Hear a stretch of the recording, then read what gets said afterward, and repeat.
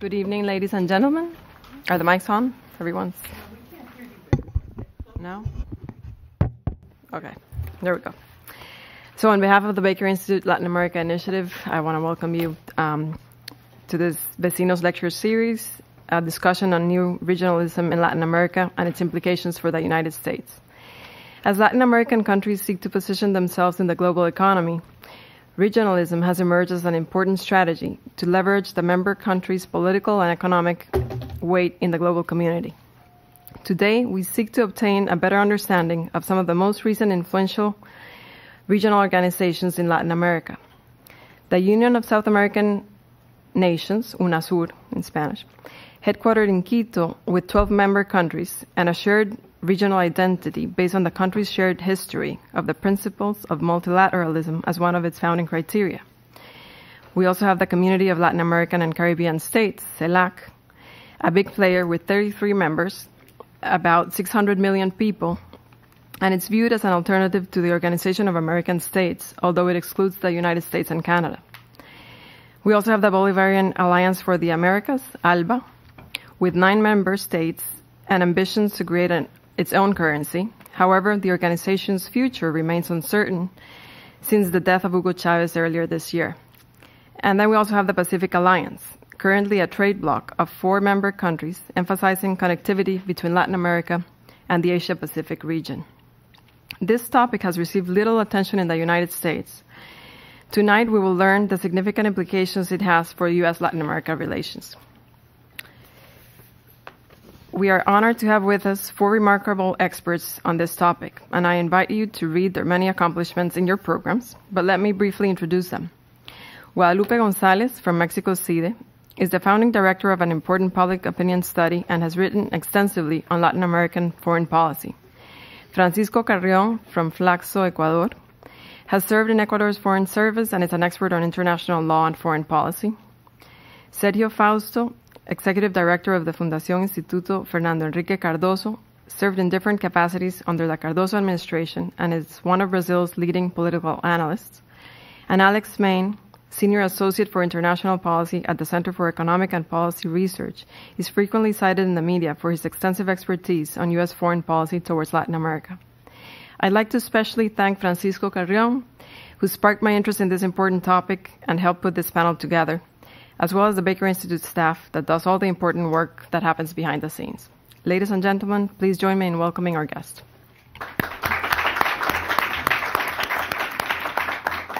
And we'll go in this order.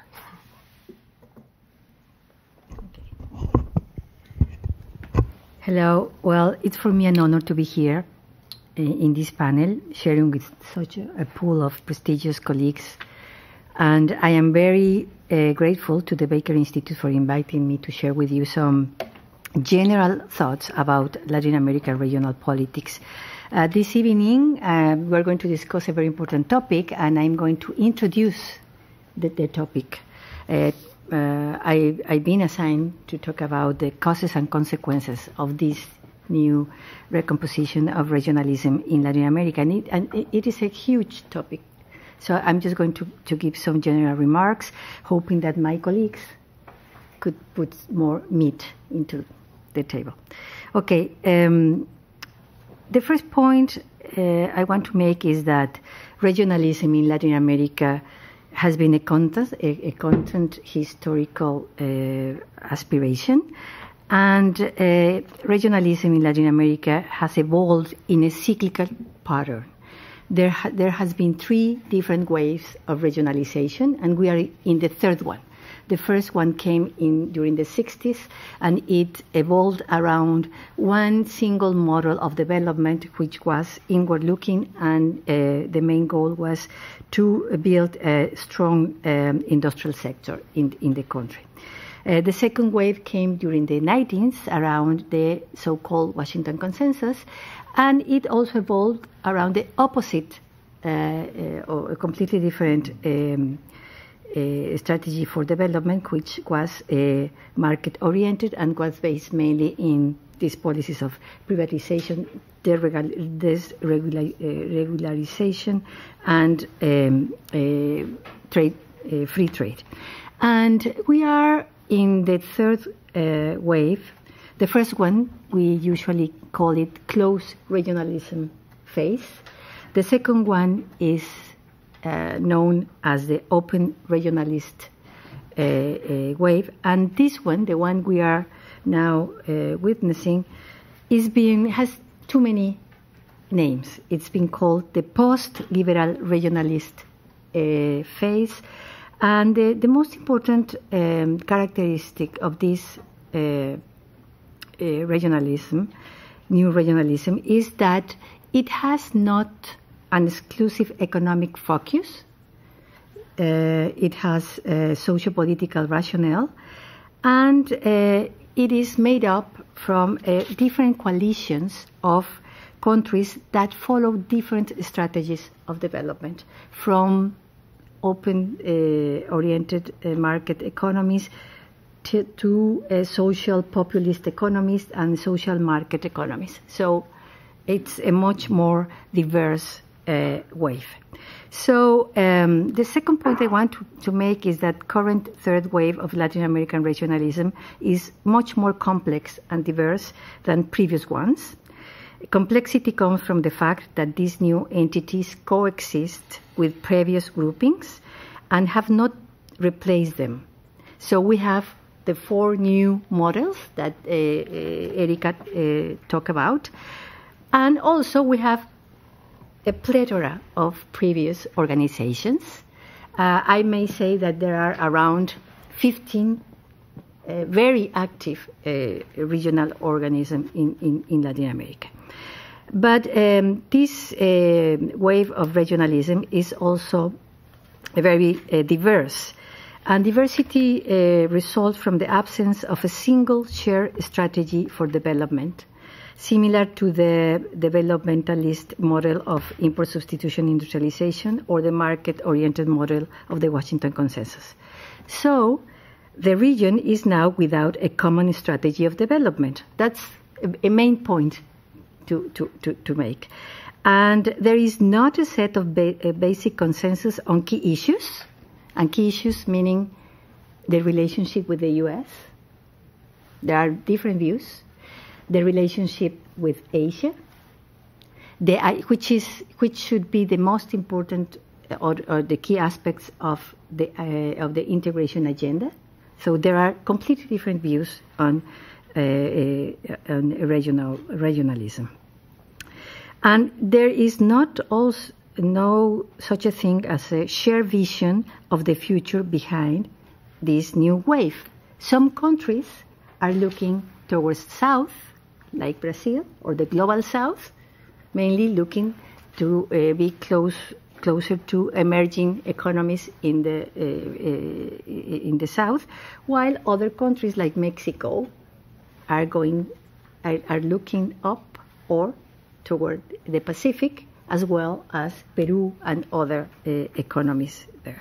Some countries like Chile, for example, they have a much global view, looking everywhere for new opportunities of development and growth.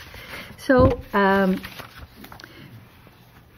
what we find, the way I would go into describing what's going on in Latin America nowadays, is that we have a kind of segmented and modular type of regionalism in the region. There is no common core or political center, but different, and there are different leaders behind different regional projects. The Bolivarian project was mainly pushed forward by Venezuela and Cuba also, and we have the UNASUR project, the South American project, which is mainly a Brazilian invention, and it's not only an invention, but it has changed completely the identity of Latin America towards a more sub-regional point of view,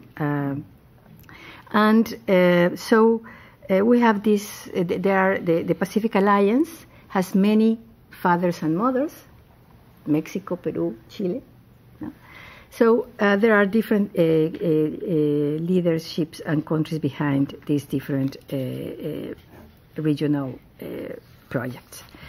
So the other characteristics of this new regionalist panorama in Latin America is that there is a strong political rationale behind most of these initiatives. During 60s and 90s, the goal was economic integration. That was the most important goal. However, nowadays, this major goal has been, it's a different one, and most leaders are talking about promoting political cooperation and more political dialogue and sectoral policy coordination. So there is a shift in goals and a shift in the way these countries are looking at the benefits from getting together. There is also a move away from North-South agreements to South-South negotiations. During the 90s, for example, most agreements involved developed and underdeveloped countries. Nowadays, most of these initiatives are looking out at South-South negotiations. There is also a much broader agenda. Most of these initiatives are multi-purpose, are not just economic ones. And they go from promoting physical interconnection, building infrastructure, coordinating energy policies, to engaging into common answers to public security problems, helping the environment, immigration policies, social cohesion, education, and even foreign policy coordination. So the agenda today of all these regional initiatives is really, really very broad. Another characteristic is that most of these initiatives have a very flexible institutional design. There is, and this is not new in Latin America, there is a rejection to set up strong or highly institutionalized mechanisms. So most of these initiatives don't have permanent bodies. They have very little bureaucracy, no technocratic monitoring, rotative presidencies, and very small secretariats. A final but very important characteristic of regionalism nowadays in Latin America is that it depends on summit and presidential diplomacy. Mainly what is going on is summits between presidents. You know that Latin American presidents on average attend to 7 to 11 summits per year. So a lot of presidential activity is going on. And there is also the primacy of intergovernmental agreements and the rejection of delegation of authority to any agency, or a rejection of supranational bodies in the region. Despite all this diplomatic activity, which is really, really amazing, that is going on and that fills the pages of the media every day, despite this, there is very little, from my perspective, impact on real integration. Mainly if we look at intra-regional trade flows, within Latin American and Caribbean countries seem small and lagging behind comparing to other regions. Around 18% of all Latin American trade goes to other Latin American countries when we take into account Mexico. When we take Mexico out, because Mexico makes a difference there. The inter-regional trade goes up to 26% of all Latin American exports. So little economic integration at that level, measured through trade flows. And also, when we look at most of Latin American countries' positions in global negotiations, there is also very little foreign policy coordination. Just look at how Latin American countries responded to Syrian crisis or to the G20 negotiations for reforming the financial architecture.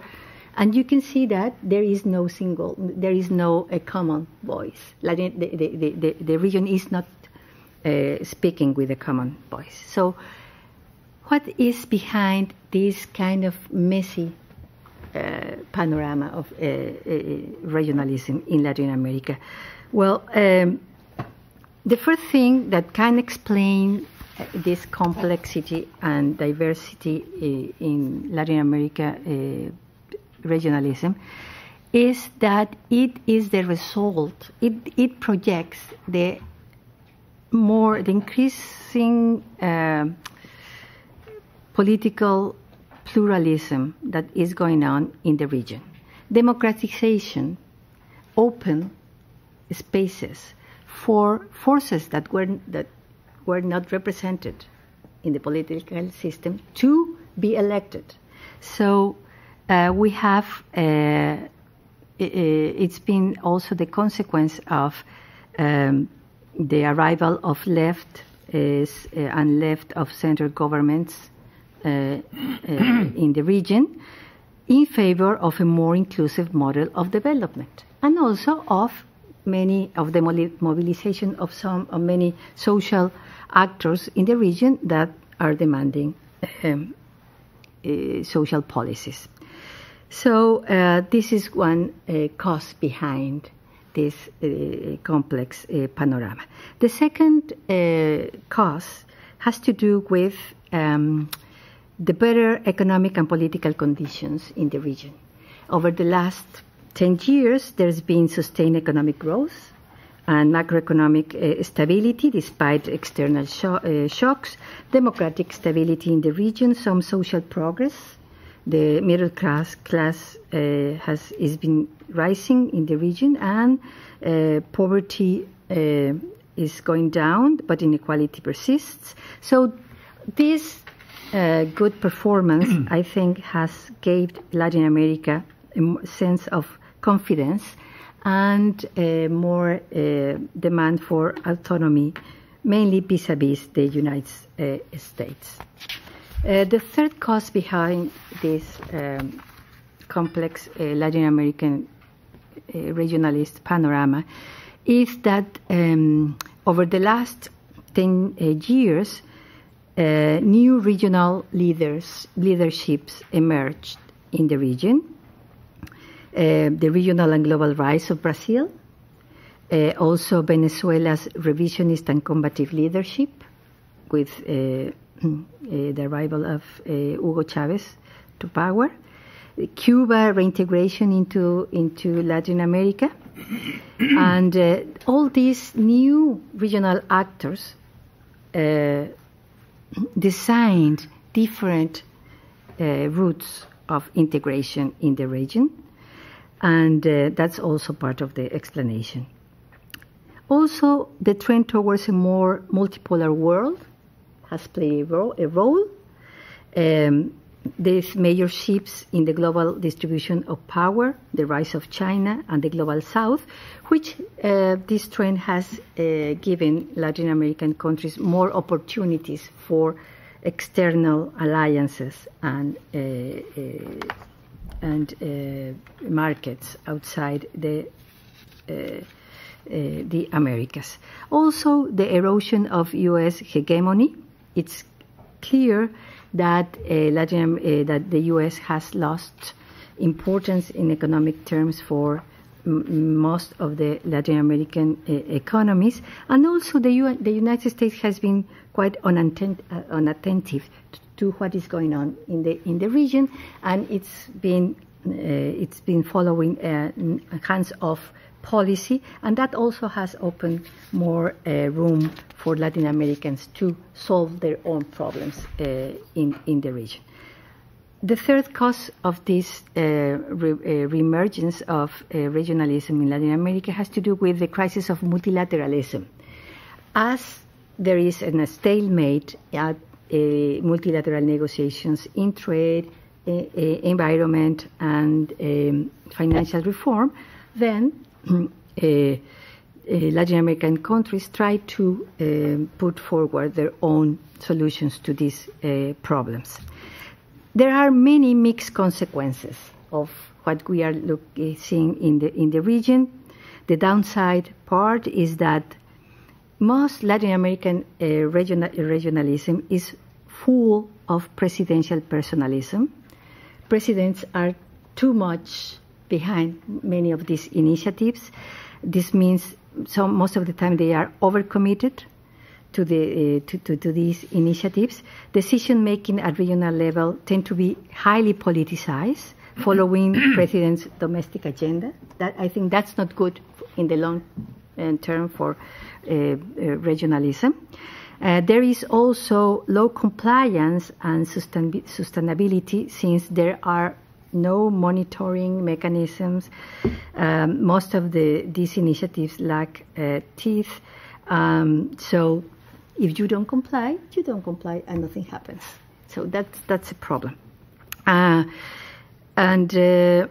Many Latin American countries have inconsistent foreign policies because I'm just going to give you an example. Nicaragua is member of the Bolivarian group, and at the same time, it has signed a free trade agreement as being part of the Central American initiative with the U.S. So sometimes it's very difficult to see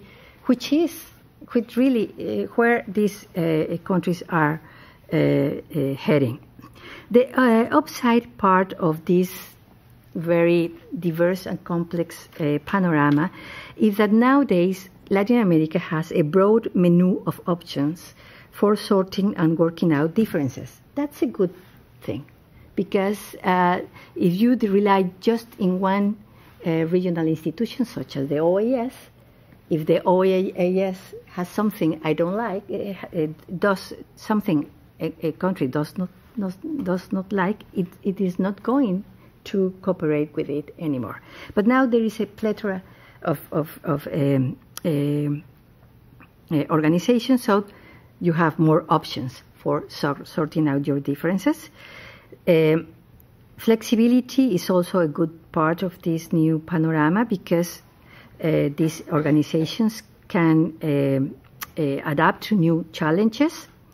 Also, it's been more easy now to make progress at sectoral level, because most of these initiatives have a more precise and specific coordination in certain sectors. This also has given Latin America a new external image of more autonomy and responsibility on sorting out its own problems. And also, there's another good part of it is that now there is a new, more focus on long-term neglected agenda, which is the social agenda in the region. Well, I'm going to finish with some very brief remarks, closing remarks on what might be going on in the future. The most important question is whether this complex panorama heads towards unity or fragmentation. And my short answer is that we really don't know. It can go both ways in the future. There are some signs of fragmentation, and mainly the competition between Brazil and maybe Mexico, that they are looking to different parts. And but at the same time, there are strong incentives for working together. And some of those new initiatives, mainly the CELAC, the Community of Latin American and Caribbean nations, is trying to build bridges between these different organizations. And I think up to this time, up to now, it's making some progress towards that end. However, the future looks very uncertain, mainly because there is a new factor at the international level that is going to have huge implications for Latin American regionalism. And this is the current mega regionalist projects that are going on. Mainly, I'm thinking mainly on the Trans-Pacific Partnership Agreement, the Transatlantic Trade and Investment Initiative, the Regional Comprehensive Economic Partnership within Asia. And these things that are happening outside the region are going to have a very important impact. For example, the TPP, which is the Trans-Pacific Partnership Agreement, it's becoming, or may become, a highly contentious issue in Latin America, because from the perspective of some countries, all this Trans-Pacific alliance is a way to fragment the South American new organization. So I just want to end with a kind of a paradox, as saying that the future of Latin American regionalism is not only in the hands of Latin American governments. What is going on at the global level is going to have an enormous impact in the future. Thank you.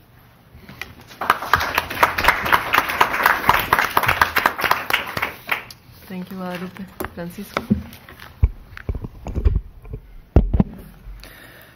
Well, first of all, I want to thank, of course, the Baker Institute and the Latin American Initiative for this invitation. I'm very pleased that Erica had accepted my suggestion of talking about this issue, because I think it's very important what's happening in Latin America, and it's very important that the U.S. know what's happening in Latin America. That's why I think that the title of Vecinos, it's a very good one, because finally we are vecinos, and we have to be vecinos in many ways and in many issues. Guadalupe has shown us how complicated, how intricate it is what's happening in Latin America regarding the regionalism, and many countries that are having new ways of seeing things, many countries with strong leaderships. So I will try to add more things to make it even more complicated, because my presentation is called The Scope and Future of UNASUR. That's only one part of the different regionalism that are now present in Latin America. That's why I will try to talk about 3 points. The first one is regarding the context in which these processes in Latin America are taking part. Secondly, what Latin America is doing in that context, what's happening with Latin America in that global context. And finally, third point is UNASUR, South American regionalism. So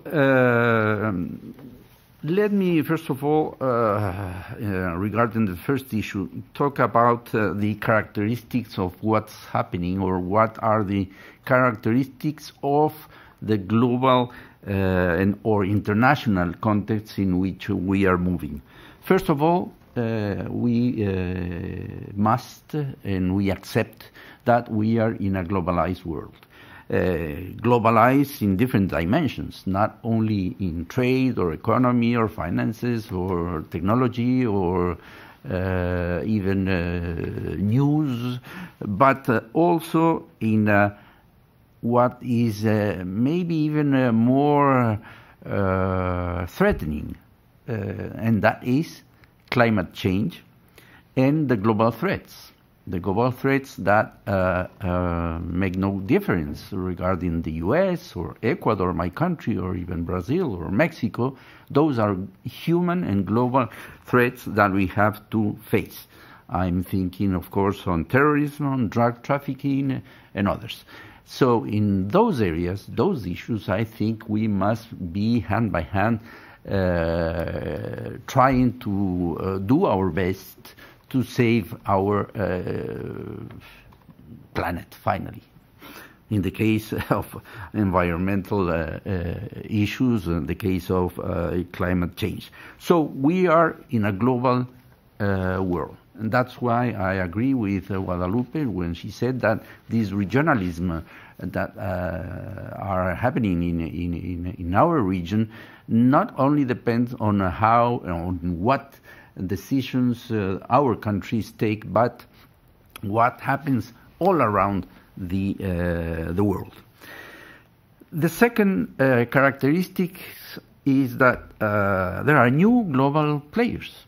We can see how, first of all, some states that 30 or 20 years ago didn't have much to say now are global players. One of them is precisely Brazil, India, not to talk about China, of course, India, South Africa, and others.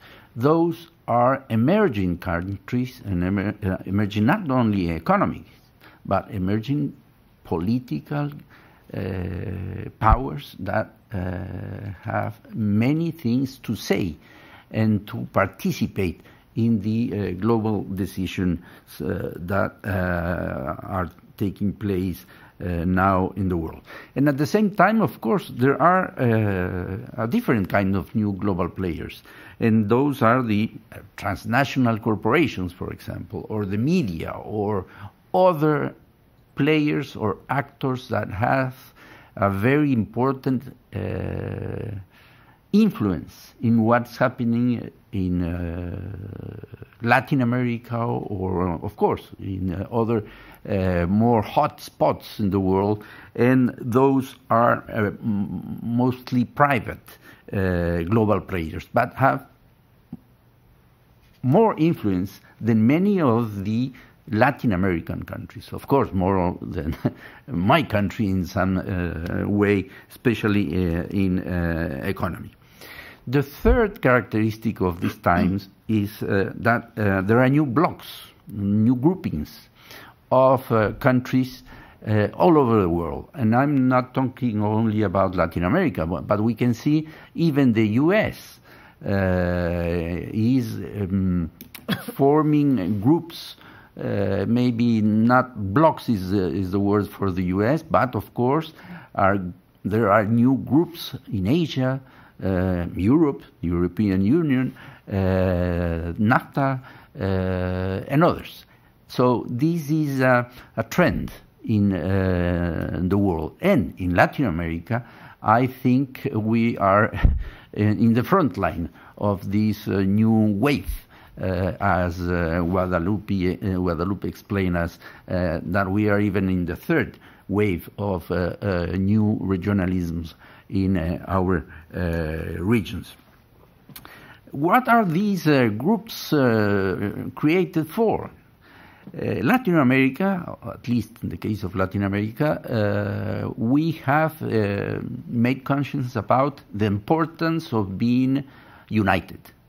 United by, I don't know, by economy, by politics, by different reasons. But we are convinced that it is better to be united, and that has been a trend of Latin America since the OAS, but at the first time at the beginning of the last century was created in Washington.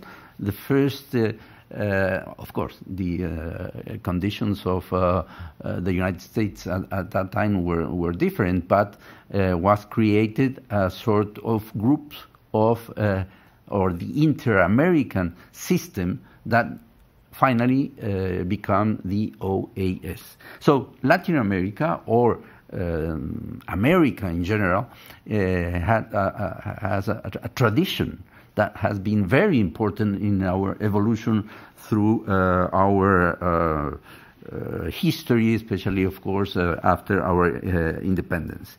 So, what are these new groups in Latin America looking? Of course, we are looking for more capacity in our negotiations, what we can call capacity building, at least in the cases of small countries that have taken conscience about being united to face negotiations in different issues, economical, trade, I don't know, finance negotiations. If we are united, of course, we will be stronger. That's why we have groups of countries that are united even for military purposes, of course, in geopolitical and even ideological reasons.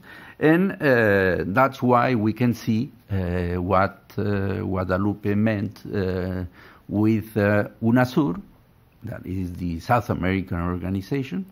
It stands for La Unión de Naciones del Sur, the ALBA, the Bolivarian group of countries, and the CELAC.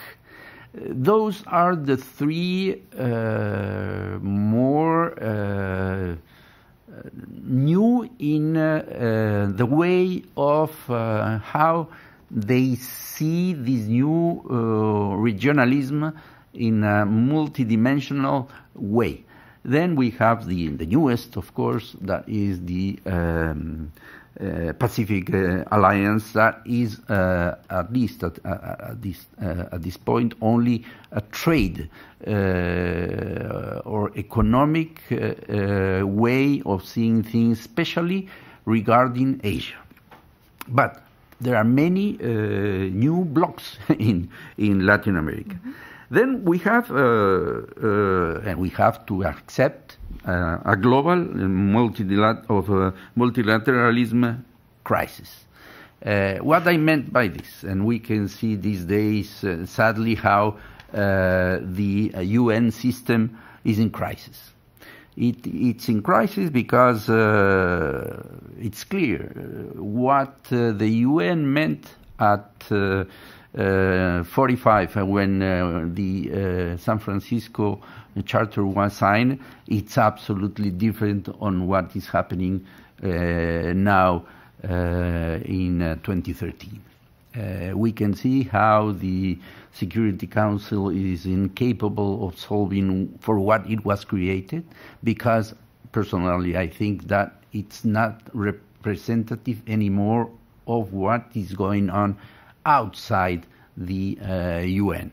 There are, I said already, new powers, regional powers, that want to have at the same time a global participation. One of those global players is Brazil, of course, and I said India. We can remember how Brazil wanted to intervene in the Iran problem of nuclear industry. And well, we know what happened, but Brazil wanted to have a global role in this new scenario that is not representative anymore of what happened in 45 after the Second World War. Then, as a way of representing these new powers is what we call the BRICS. The BRICS is a group of, that's why I say that there are new groups. One of those groups, one of the most important groups, is the BRICS. Brazil, Russia, India, China, and South Africa. Well, it has this crisis, this UN system crisis, showed that it has been unable to give an answer or to respond to different crises, financial, climate change, and in some cases, and sadly, and peace and security. That's why there has been a sort of I don't know how to call it, but the creation of so much Gs, the G5, the G3, the G7, the G8, the G20. Those are, in my thinking,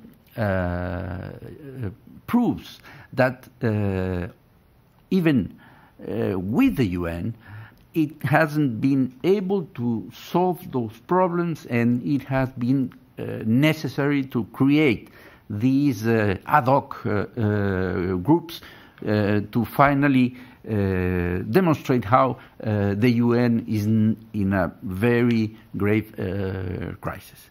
And the fifth characteristic of what we are living now is, well, it's a sort of speculation of the future. Are we in a new world order, living a new world order, a transition from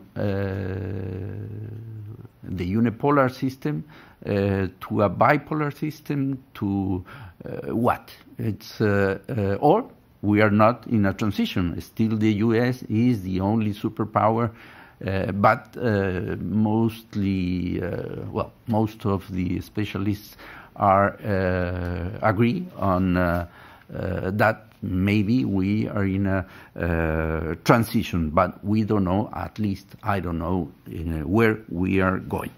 Well, in this context, and I will be more...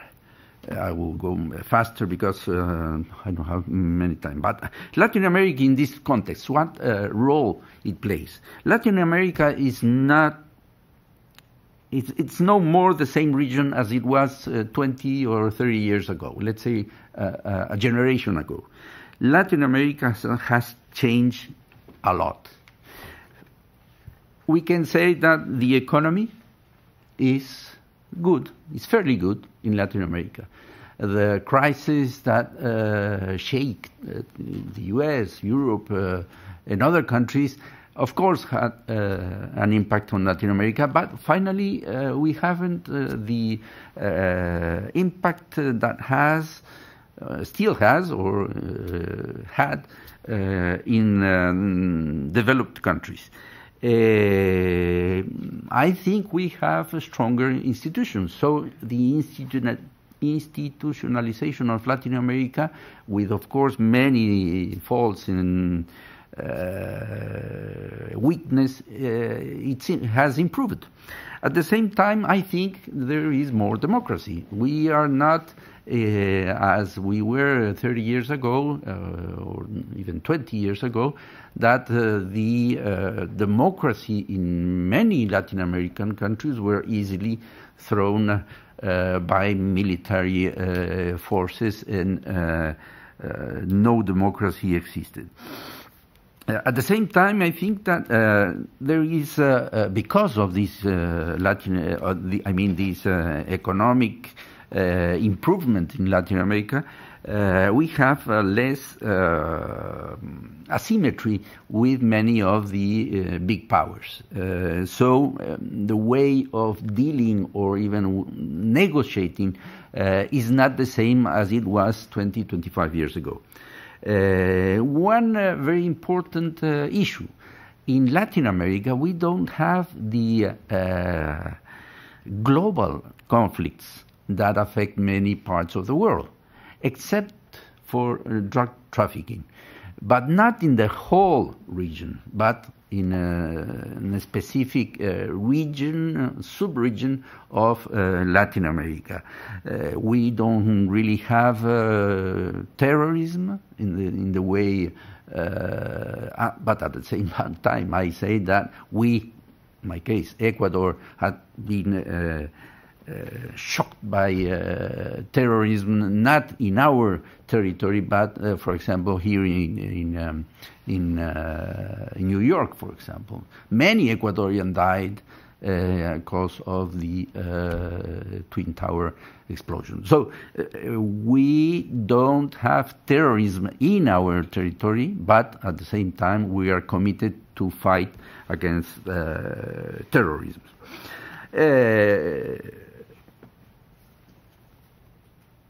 Latin America, in this context, had, as Guadalupe explained us, emerged with new proposals in 3 ways. This is the third one. And I will say that the most, I don't know, maybe not important but visible are UNASUR from South America, ALBA, the Bolivarian, and the CELAC, the Latin American, well, it's the, what they say, the OAS without Canada and the United States. Well, finally, UNASUR. UNASUR was born after a long process of negotiation that began in Cusco, Peru in 2004, and was signed the instrument of UNASUR in Brasilia, with the leadership of Brazil, and it was ratified in 2011. The main objectives: the political consultation, conflict solution, energy and infrastructure, security and defense, and environment. And that is what makes UNASUR different. It's a multidimensional way of seeing the integration process or this new regionalism process. It's not only trade, even it's not trade in the case of UNASUR. So it's more a way of being, of having solidarity between the countries, recognizing the different levels of development, and that's what may be the key for a success. I'm not sure. Then we come to leaderships. Of course, the natural leader in this South American regionalism is evident, but at the same time, I see that Brazil is not quite interested or visible as a leader of UNASUR. Maybe it wants to make its own way, its own path, but that's not very clear. At the same time, of course, we have Venezuela and Argentina, of course. And at the same time, we have to recognize the weakness of UNASUR. UNASUR has not finally defined what is its trade or economic instruments to make this integration work.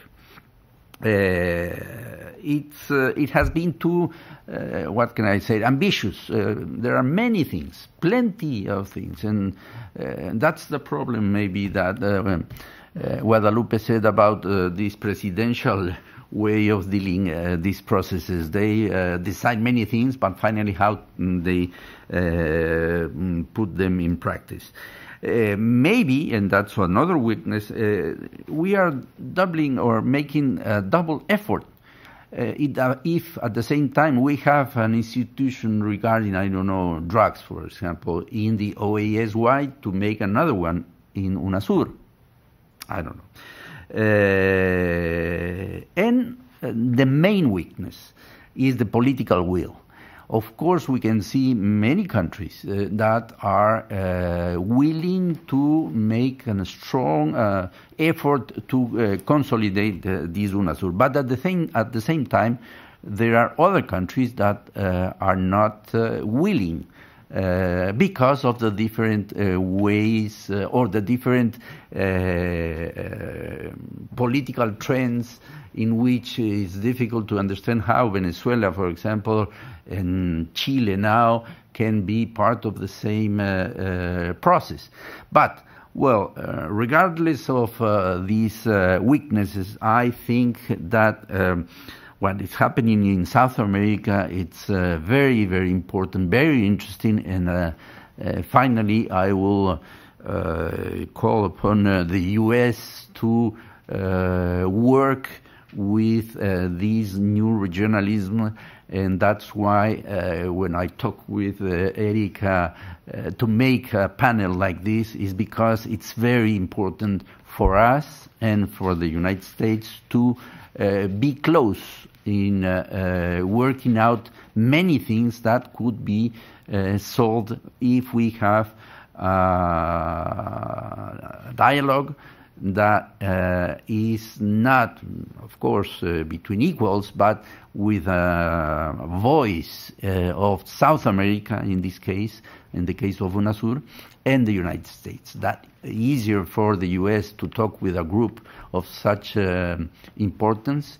And for us, of course, it's very important to talk 12 countries, only 12 countries, very important from the point of view of economy, politics, and all, with the United States. Thank you very much. Thank you, Francisco. Sergio and Alex, I'm going to ask you to please keep your remarks to 15 minutes so that we have some time to open for discussion. I'll try. Can you hear me? Okay. I'll do my best, and I think my predecessors made my life easier here because many of the things that they said helped me in my presentation, and I'm going to save time because of that, because part of my presentation was meant to contextualize CELAC, and this context has been sort of established by my two predecessors. So, just a brief script of my presentation. What is the question on the table? The question is, can CELAC, I don't know if there's an acronym for CELAC in English, but it's CELAC, be an alternative to the OAS, a substitute for the OAS, interrogation mark, right? I will try to tackle this question in addressing, let's say, four topics here. First, I'm going to make a very brief historical background of U.S.-Latin American relations in the last 30 years. Secondly, I will shed light on the what are the drivers of change in this relation in this period. Third, I will sort of describe the present situation of U.S.-Latin American relation, focusing on the apparently contradictory process of integration and fragmentation within South America. And finally, I will try to draw some conclusions on the limits and the possibilities of CELAC. Well, let me start by saying that the Latin America has been earning autonomy in relation to the U.S. for the last 30 years. So if you see CELAC from this perspective, against this background, one can conclude that CELAC is not an ephemeral phenomenon, right? It's part of a long-term trend that has been going on for the last 3 decades at least.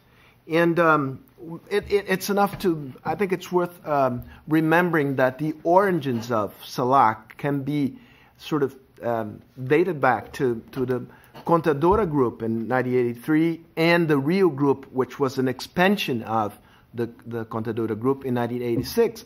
And it's worth emphasizing that the Contadora Group was formed to deal with the civil wars in Central America from a different perspective in relation to the U.S. The way the U.S. policy towards the Civil War in Central America was markedly different from the Latin American policies towards the same problem. So this is important to keep in mind, right? What are the factors behind this process of growing autonomy of the region vis-a-vis the U.S.? In other words, why has the U.S. lost influence in the region in the last 30 years? I would mention very briefly four factors. One is the end of the Cold War. The other is democratization. And the end of the Cold War and democratization, both from the perspective of the U.S.,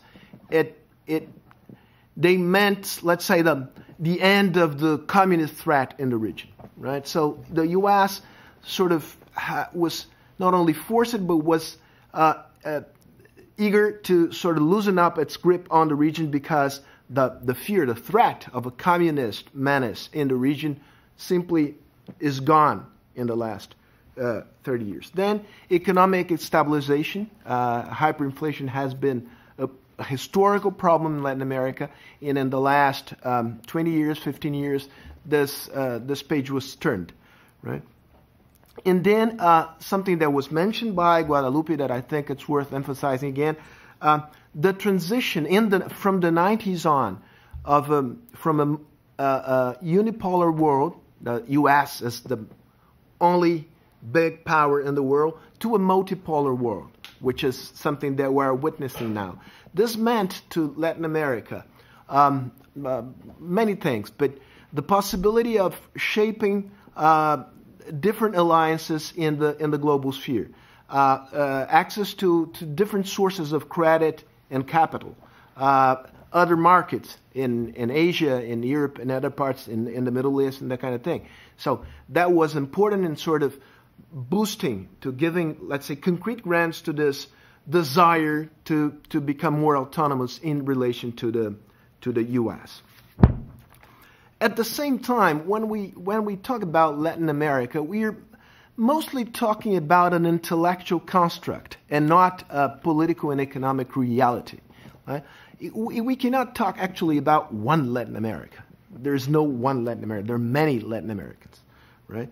And the region is one should say that it's poorly integrated among itself, between their members. Let's take, for instance, just two figures. One is the proportion of trade, of intra-regional trade in Latin America.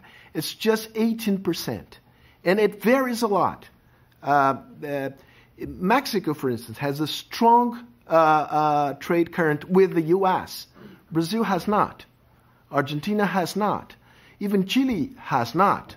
So this is one major difference among Latin America. They're not, let's say, strongly interconnected economically speaking.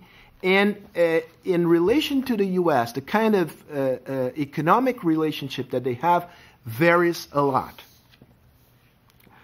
If we add the Caribbean to the picture, the complexity goes, let's say, off the roof, right?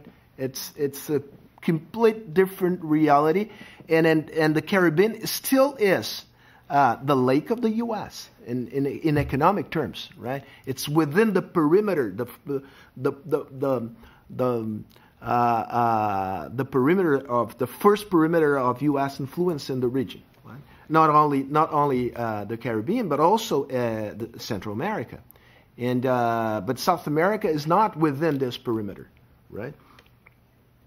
So Latin America resembles more a kaleidoscope than a fixed picture. It depends on the angle you take to look at Latin America. You see one Latin America, right? I will not indulge in it's enough to mention the fact that there's so many acronyms that tells volumes about this heterogeneity and fragmentation of Latin America, right? But Latin America has a long and, I would say, beautiful intellectual story, right?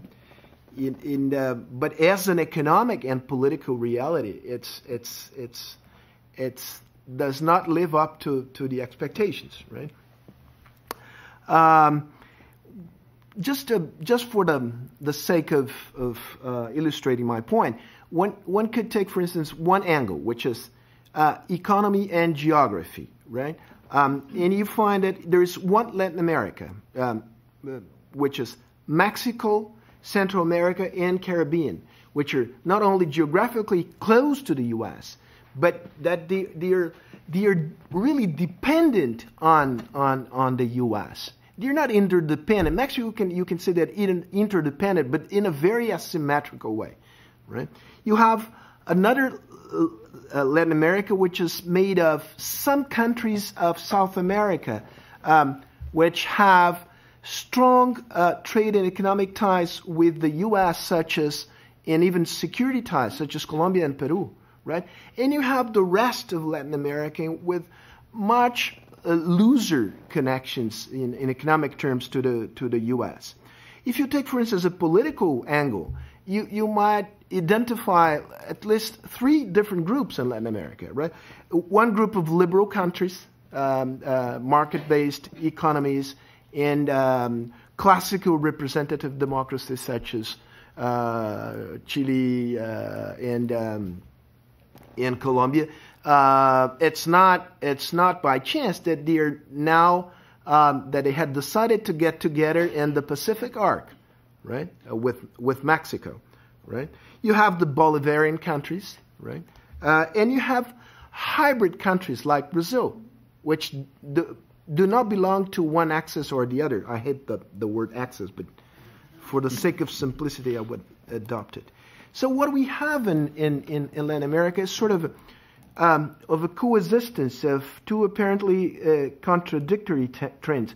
And they are only contradictory when we look at them through the old lenses of the Cold War, of either you are with or you are against the U.S.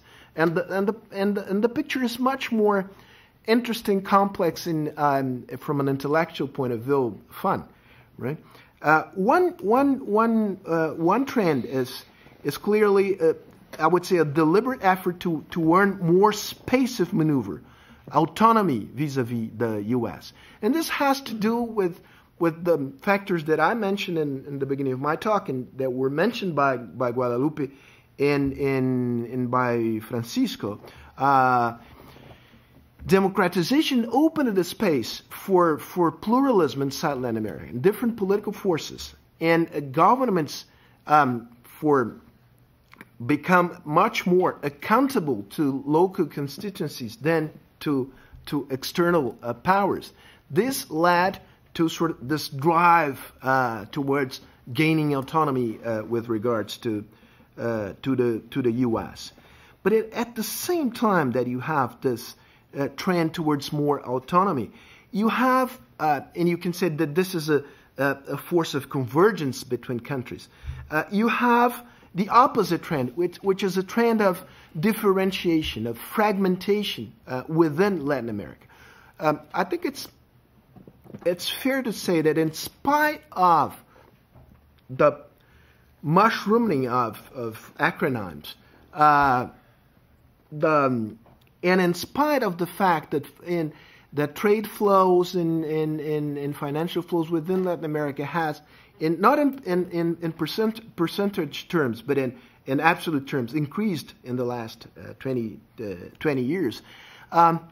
The region is, from an economic and political, is more fragmented than ever. I think it's fair to say that, right? And it's also fair to say that the U.S. has lost a lot of political influence in the region, but the U.S. still has a lot of economic and political leverage in the region, right? The U.S. has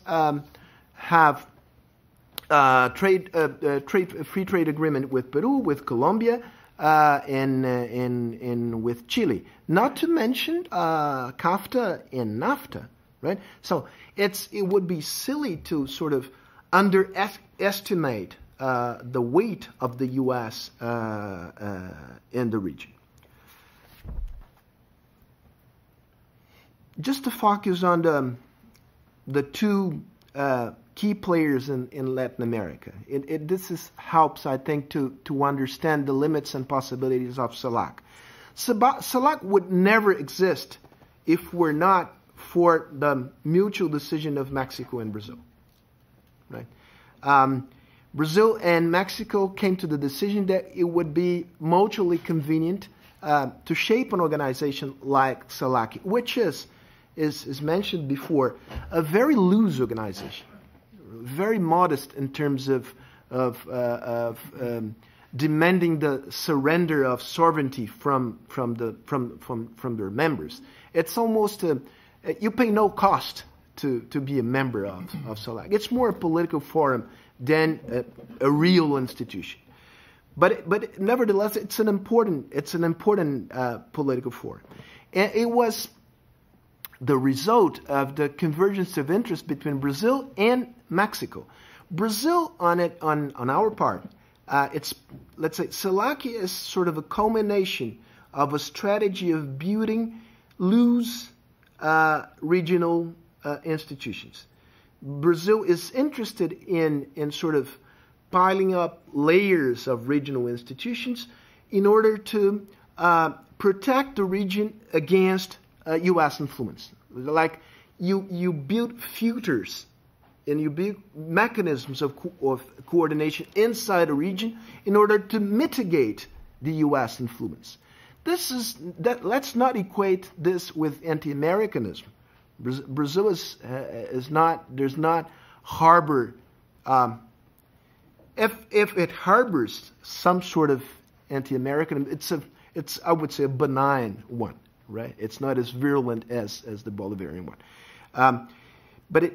So CELAC meets this strategy of Brazil, right? And also the strategy of Mexico of sort of reclaiming its place in Latin America, right? I mean, all of you are very aware of the fact that, on the one hand, Mexico it's totally integrated in the North American economic system, and this is a fact, and this is I would say this is a fact for good. Right, you cannot track back from that, right? But at the same time, Latin America, Mexico speaks Spanish, is ex-colony of Spain, belongs to the Iberian world, and belongs to Latin America, and this is an important issue for the projection of the image of Mexico in the world, and it's important domestically speaking. So it's a marriage of convenience between Mexico and Brazil, but it's not a marriage for life, right? It's enough to say that when it comes to conceptualize Latin America and exert influence in the region, Brazil and Mexico see each other. They behave like they're more rivals than, let's say, mild rivals, but rivals and not really partners. So let me get to the conclusions, and the answer to the question is simple. Can CELAC be a substitute for the OAS? By no means. It's of course. I think no one in neither Mexico nor Brazil, the key players, see CELAC in that way, right? I mean, maybe Chavez when he was alive, maybe the president of Ecuador, Francisco Carrión's compatriot, Rafael Correa, can see CELAC in this way. But I don't think so, because Correa is more pragmatist than people think. So it's clear that CELAC cannot be, and it is not meant to be a substitute for the OAS. In spite of all the rhetoric around that, right? The OAS without the Canada and the U.S. Let me say something politically incorrect, since Canada does not matter much, so it's a way of saying Canada, it's the OAS without the gringos, it's without the U.S., right? That pays politically in some countries, but this is not for real, right? This is not for real. This is to say, this is my final remark, that CELAC is completely irrelevant, and CELAC is a sort of fiction, and that does not belong to the real world. I think it would be naive to see CELAC in that way.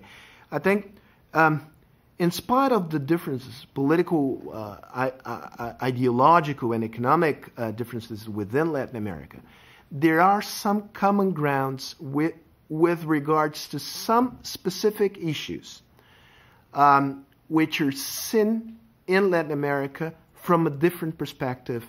The perspective is different from the perspective that these same issues are seen in the U.S. And these three issues are very sensitive to the U.S., not only external agenda, but domestic agenda.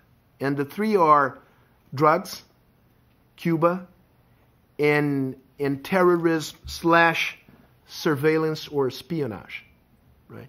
And the Latin American countries, in spite of all their differences, they tend to have the same, let's say, sensibility towards these three issues. And these sensibilities are rooted in a let's say in a common history of countries that belong to the periphery of the global power system of capitalism itself. So drugs mean one thing in the United States. It means a totally different things in countries with weak institutions, with poor people getting involved with in gangs and in a massive scale. So war on drugs, for instance, which has been the official policy of the U.S. for the last 40 years, is clearly I wouldn't say a no-starter, but from now on, it's an issue for Latin America as a region, right? The embargo on Cuba, right? It's clearly seen from a different perspective in Latin America. Not to mention the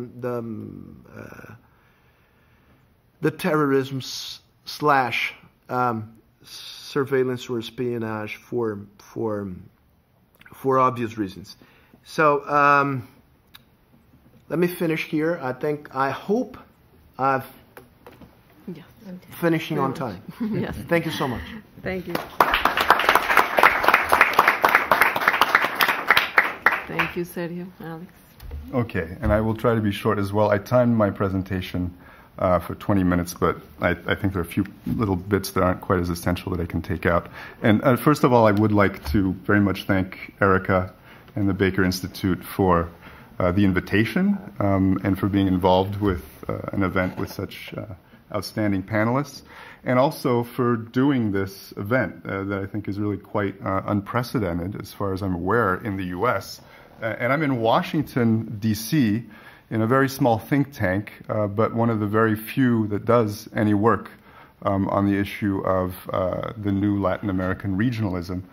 And it's really quite amazing to see how very little interest there is in the media and in the policy world in the U.S. in such an important phenomenon. I mean, Latin America has grown wings in the last 10 years. This is a very significant development. I think you now have a sense of how important it is. It's not quite the same as the previous cycles of regionalism, in that, as Sergio pointed out, there is a real emphasis on trying to increase the autonomy, the political autonomy of the region vis-a-vis the U.S. and Canada.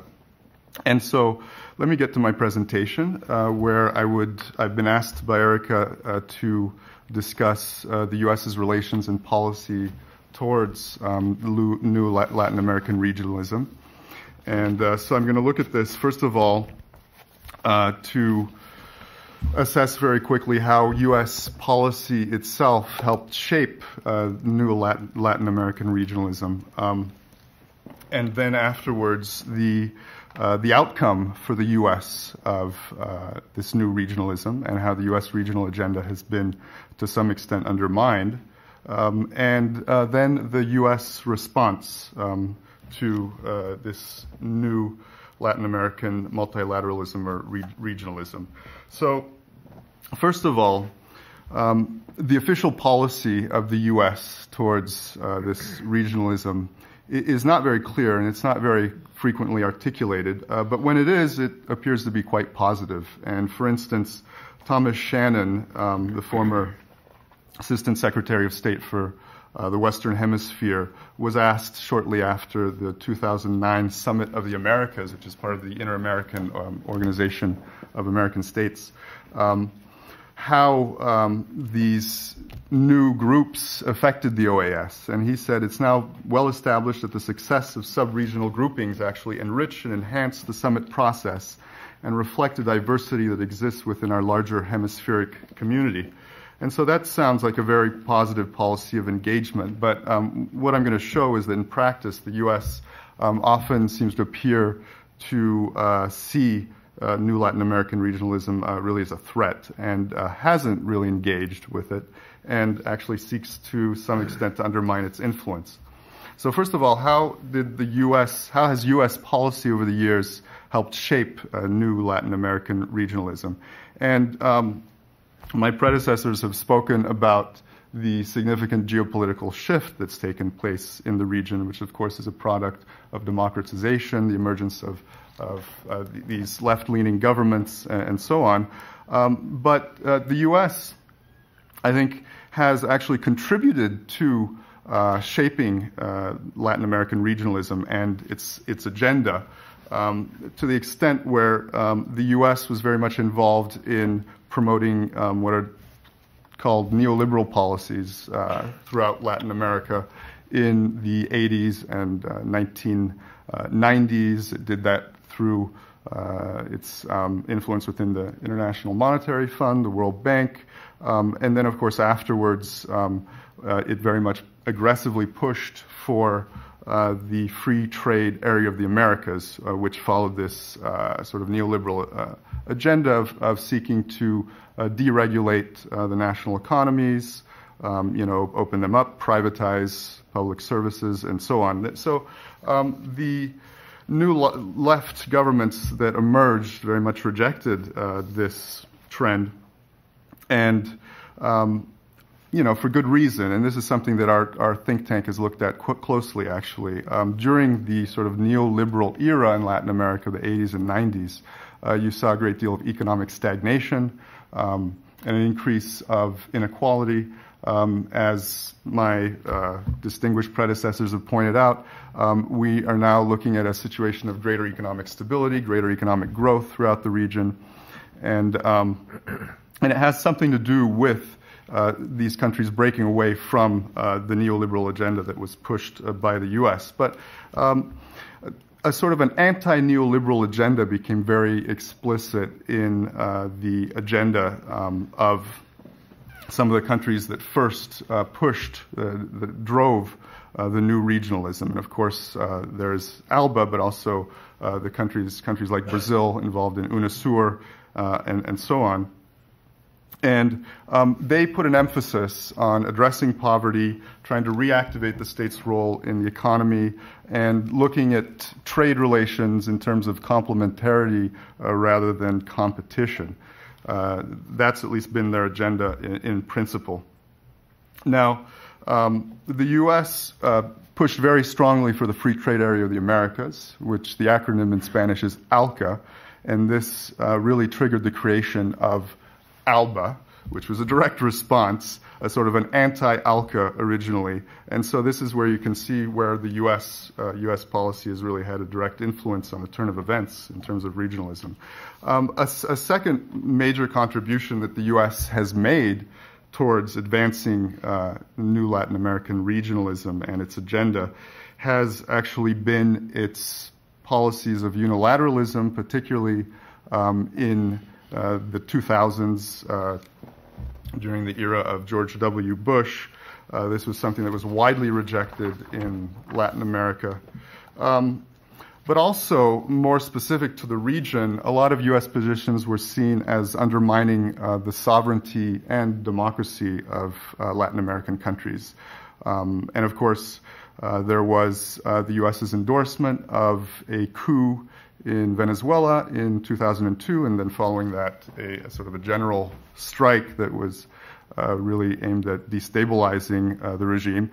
And this was something that Latin American countries really rejected unanimously, whether or not they liked the government of Venezuela. And you have testimony of this from the former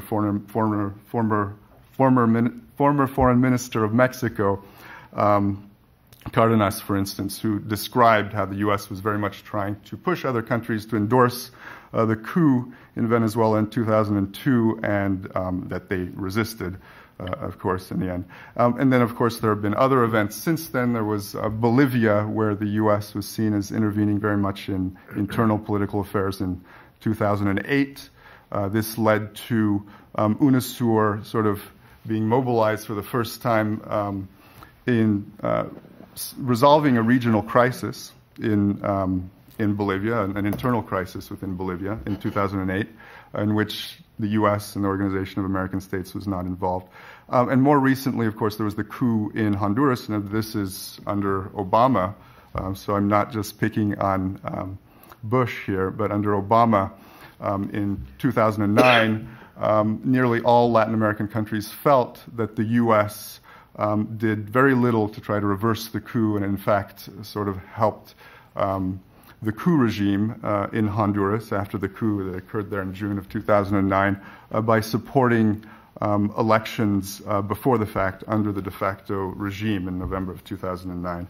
And so really, and this is something that perhaps my fellow panelists know a little bit more about, but I think that the U.S. position on Honduras really contributed to the creation of CELAC. It contributed to that impetus. Now, in terms of the actual concrete outcome of this new regionalism for the U.S. regional agenda, well, first of all, as you're probably all aware, a lot of these new groups have openly challenged the U.S. agenda and have been critical of U.S. policies. And of course, this has come more than anything from this sort of core of more radical countries of ALBA, but also at the level of UNASUR, where they often have positions of strong disagreement with the U.S. They reject certain actions and policies, whether in Bolivia, Honduras, very recently on the Venezuelan elections, where the U.S. didn't recognize those elections, and of course UNASUR did. And then the incident where Evo Morales' plane was grounded. Many believe it had something to do with the U.S. as well in Europe, and that's another thing that the UNASUR took a very strong position on and sort of contested the U.S. very strongly there. But even at the level of CELAC, it's been interesting to see how really the region has formulated policies and ideas that very much go counter to some of the policies of the U.S. And of course, they've rejected the U.S. embargo against Cuba. but they've also called on the U.S. to respect the custom of coca chewing in Bolivia and Peru. And it's interesting to see a lot of the terms and principles that come out of the declarations, even declarations that were worked on with Venezuela and Chile together, where they, talk about a pluripolar world, South-South cooperation, stripping the world of military occupation, and sending a strong message to the U.S. in that sense. But, more concretely, I mean, the U.S. Multilateral agenda has, of course, suffered in the last decade with, for one thing, the end of the FTAA. By 2005, you had the Mercosur bloc of South America as well as Venezuela that was opposed and that essentially brought it down. And since 2005, the region has evolved in a direction that is even more antithetical to a continent-wide free trade agreement that the U.S. aimed for. So the U.S. had to change its strategy there. But also a diminished political role for the Organization of American States, where, of course, the U.S. has had a very dominant influence over the years, where UNASUR has superseded the OAS as a platform for national and regional conflict resolution within South America, and has addressed a number of political crises in the region without any involvement of the Organization of American States. I mentioned Bolivia earlier, but there was also a conflict between Venezuela and Colombia that was very serious. And more recently, the Venezuela elections, where there was a crisis immediately following the elections that to some extent was calmed down by UNASUR's intervention. Secondly, on the defense and security front, UNASUR has developed a defense council. It was first announced in 2008, and interestingly,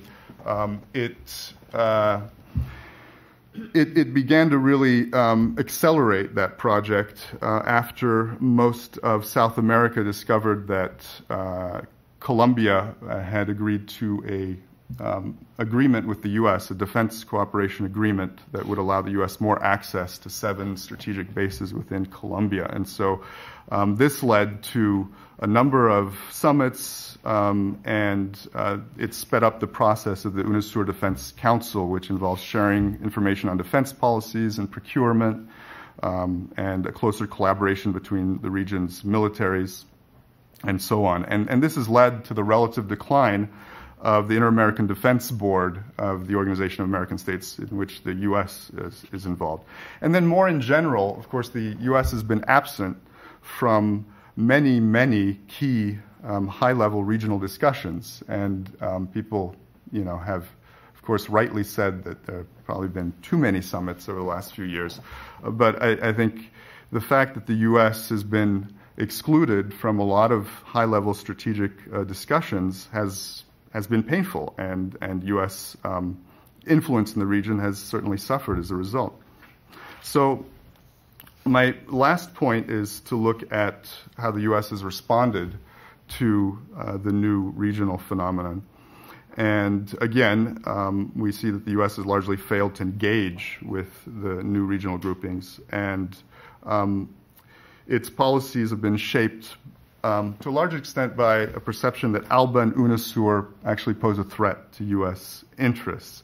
And this is something that comes out quite clearly when you look through a treasure hoard of leaked diplomatic cables. And I won't go into more detail here out of respect for the former Secretary of State. But certainly you find a lot of indications of what U.S. policy towards these regional groups is, because, of course, these were written in confidence and privately within the diplomatic corps. So, initially there did seem to be an effort of engagement when President Obama, for instance, in the Summit of the Americas in Trinidad, took place in April, just after he was inaugurated, he actually had a meeting with UNASUR countries. This is the first sort of very high-level acknowledgement of their existence and their importance. But then later on, things began to fall apart over this disagreement within South America over the defense cooperation agreement with Colombia that was discovered in June of 2009.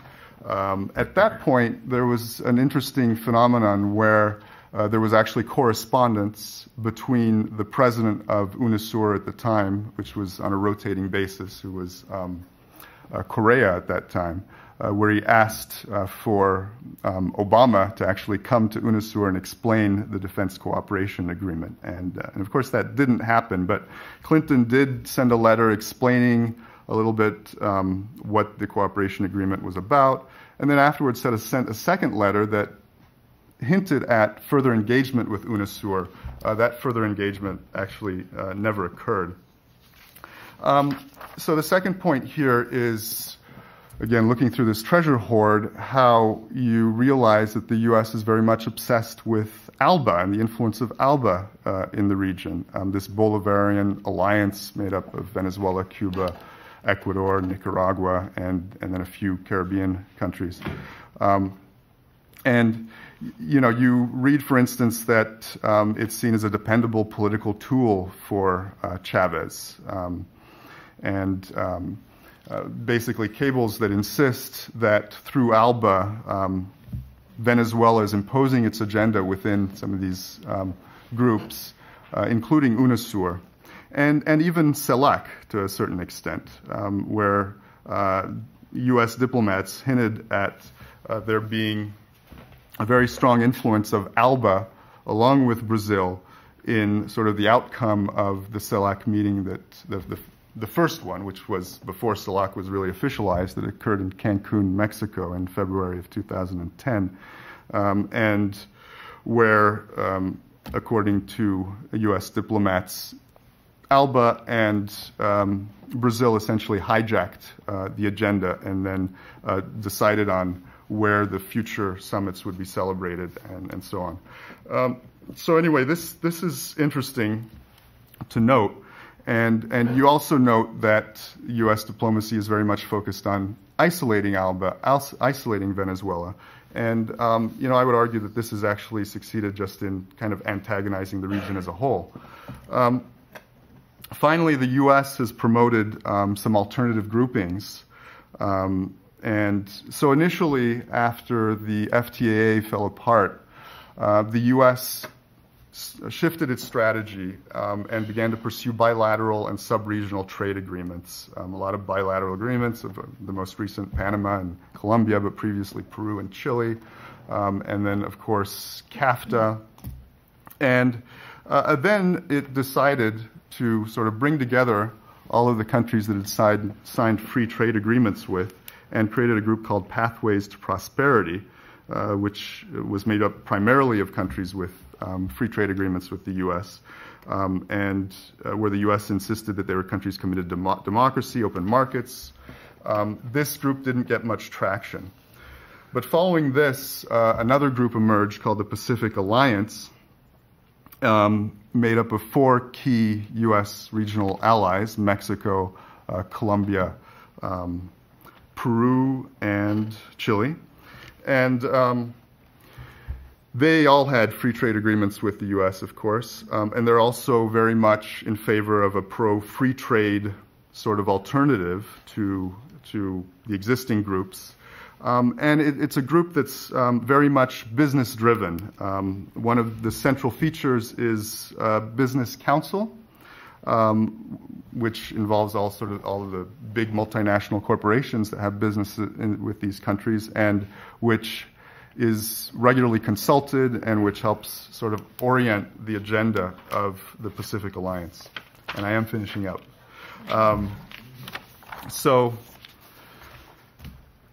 I'd argue that the Pacific Alliance is also conceived to a certain extent as a political alternative in the region, and it's actually spelled out on the webpage, Plataforma de Articulación Política, a platform for political dialogue and articulation. And this seems to be confirmed by statements that you see here and there. For instance, President Piñera, who spoke at the CISIS in June of 2013 in Washington, who basically spoke of Latin America having different models. One model is the one that's being followed by the Pacific Alliance countries based on democracy, freedom of press, rule of law, respect for human rights. And then you have other models, for instance, the ALBA countries following a different path. I'm convinced that we're following the right path. Now, the U.S., though not a member of the Pacific Alliance, it's now an observer, but it seems very probable that it's played a behind-the-scenes role. And in any case, it's been sort of the number one cheerleader. You had an op-ed from Biden that described it as one of the most promising developments in the region. You had, of course, Hillary Clinton meeting with the Pacific Alliance members on frequent occasions. Assistant Secretary of State Jacobson for the Western Hemisphere saying that it is one of the most strategically significant projects of the next decade. And I will skip some of the rest here having to do with some of the regional security agreements that the U.S. has developed. And also, very, very quickly, the U.S. has sought to better control and reinvigorate the Organization of American States recently. I mean, it's both something that the U.S. administration has adopted as a policy, and it's something that's being driven by legislation that has been approved by both the House and the Senate recently, where they want, they say very clearly that the objective is to reestablish the preeminence of the Organization of American States.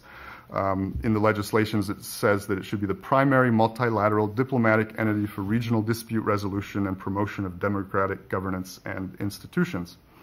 So at any rate, to conclude, the U.S. policy towards this regionalism, I think, as I've shown, has contributed to the agenda of the new Latin American regionalism, and is now dedicated to some extent to limiting the new organization's influence with the promotion of these alternative groups and trying to sort of revive the OAS a bit more.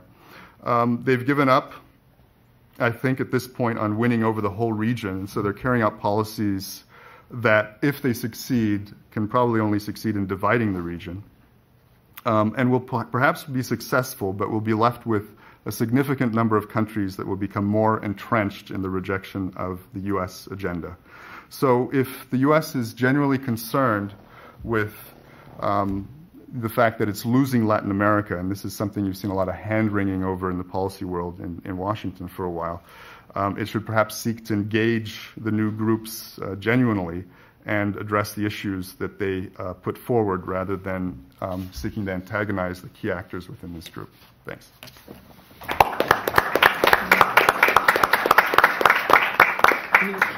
Thank you, Alex. We can take some questions from the audience. Yeah. Very well. I have a specific question to Mr. Maine. It's about Venezuela, since Venezuela is just the head of the Bolivarian, misused by the way, that name, group. Based on a specific scenario of today, in which Venezuela and China have been working hand by hand in the exploration of natural resources, mining in particular, oil in the Orinoco area. China have invested billions and billions, I'm quoting here Dr. Sagan, of dollars, not only in cash, but also in equipment, personnel, from my question is this: what is the assessment of the U.S. regarding this in the future? Because ALBA, the tendency is that ALBA will be fading away very soon, I hope, and there will be nothing else. I mean, it's ALBA against ALCA, and my question is: all the investment and all that money that Venezuela owns to the Chinese, how is that going to, how are we going to recover that? And how many generations do you think are going to be involved paying that debt?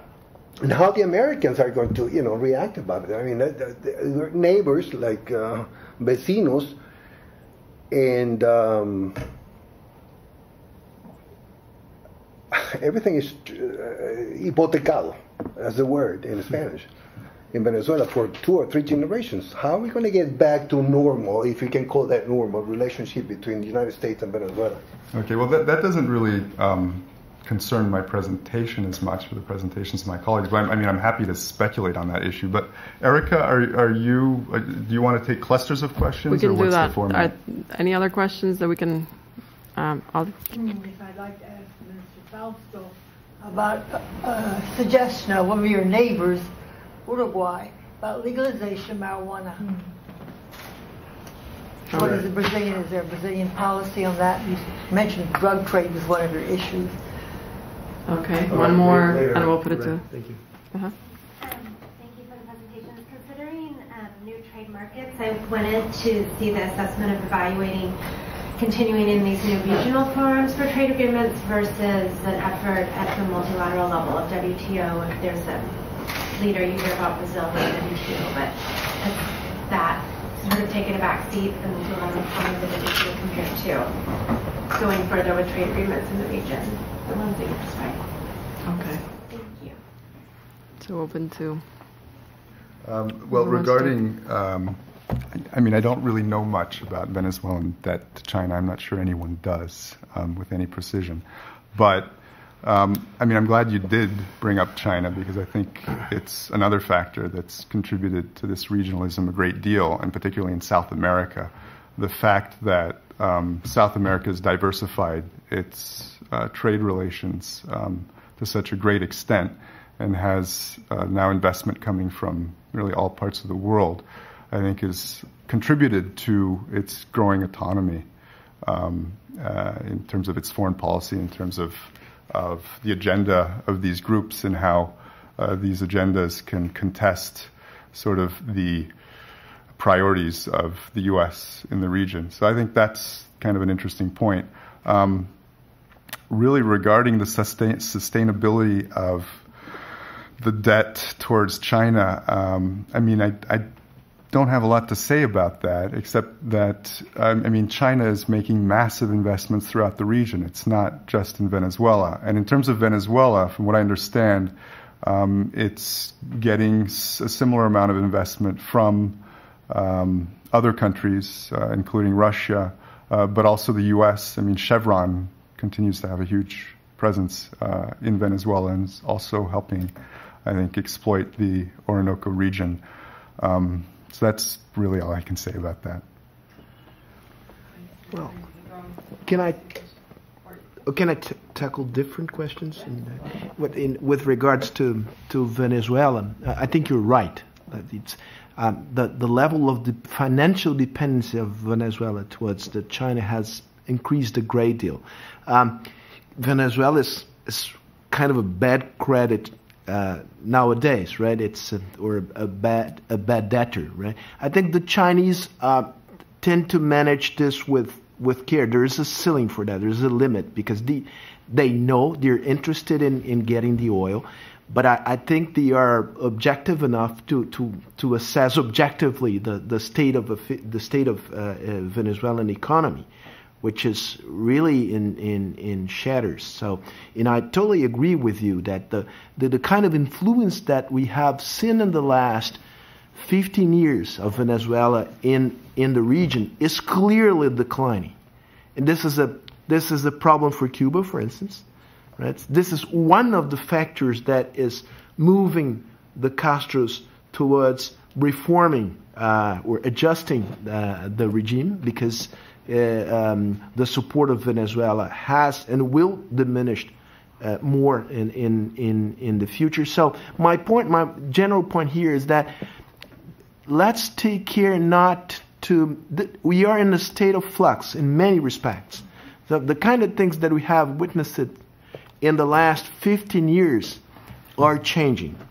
The commodities boom is changing, right? In different speeds. For minerals more than for oil, and for minerals and for food less than for minerals, which is good news for Brazil, right?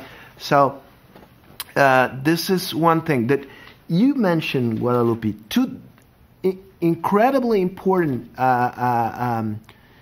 moves in the international sphere, the TPP and the transatlantic free trade agreement. We don't know how far this moves will go, but they will certainly affect the region.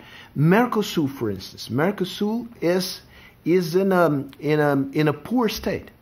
It's Brazil, the kind of regionalism that Brazil has practiced in the last 15 years has sort of worn out in economic terms. There's a big discussion within Brazil whether we were not trapped in the wrong option,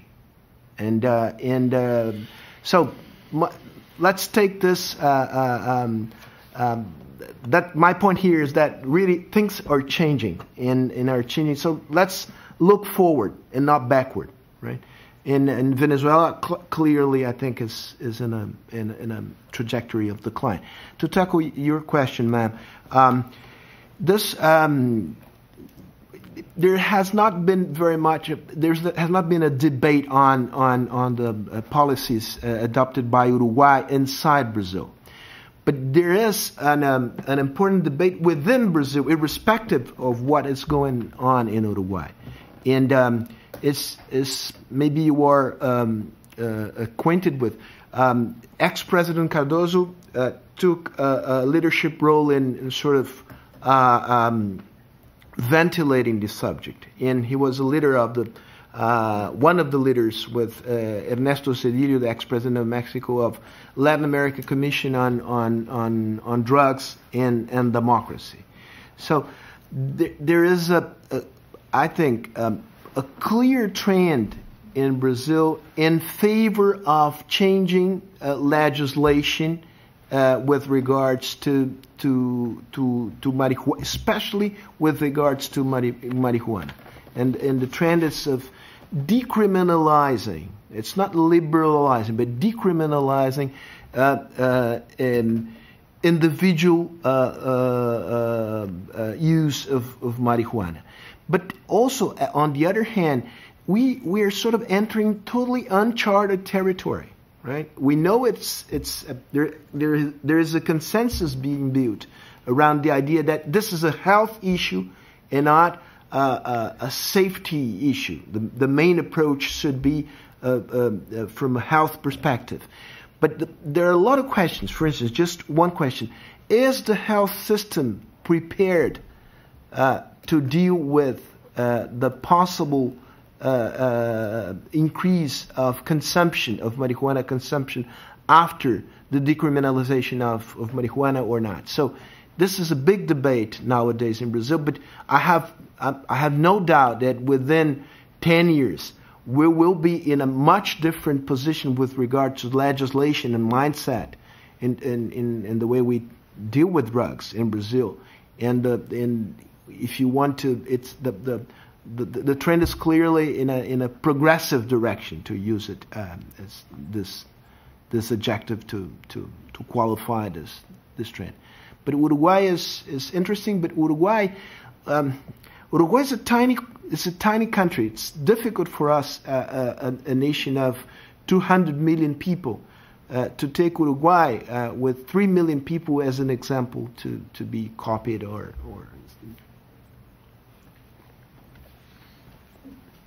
Okay. Anyone else? On the yeah. Well, just a broad comment on the Chinese question.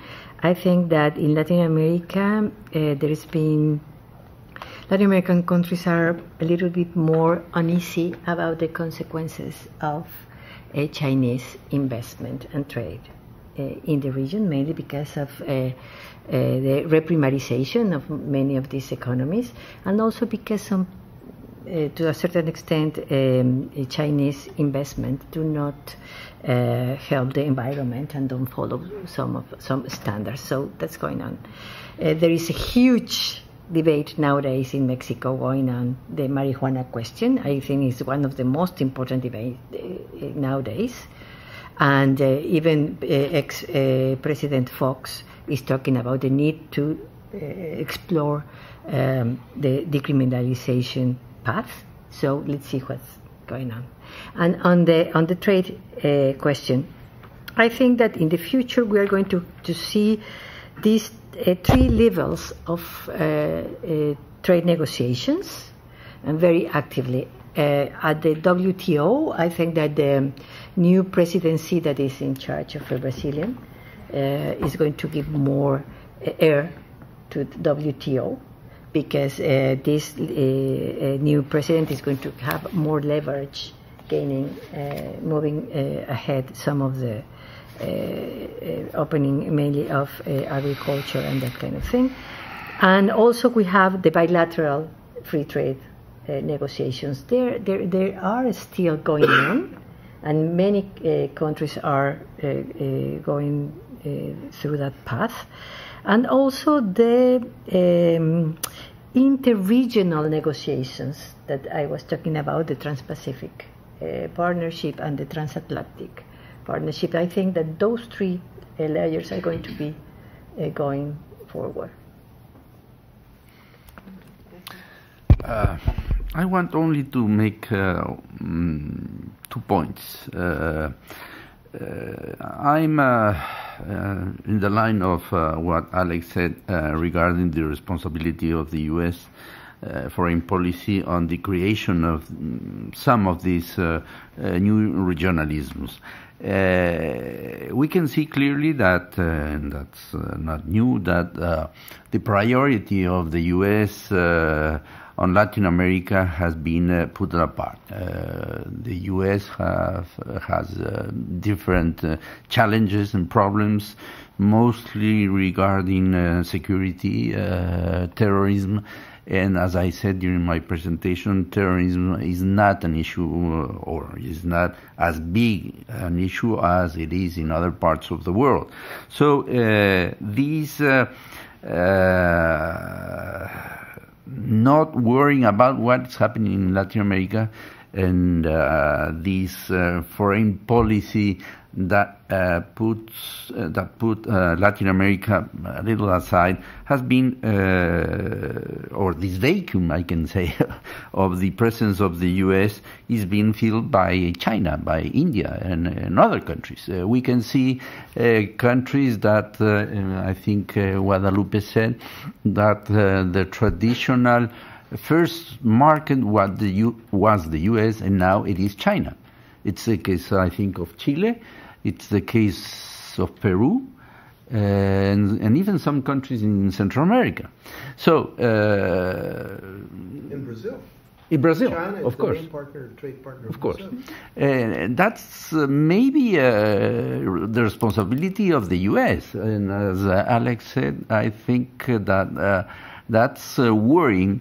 And for Ecuador, for example, the investment of Chinese capitals in the most strategic fields, especially oil, it's increasing in a worrying form.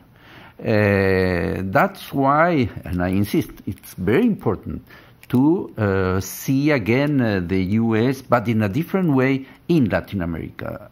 Latin America is more mature, I think. Well, I don't repeat what I said already, and I think that is the way of dealing with Latin America is mainly through these new groupings.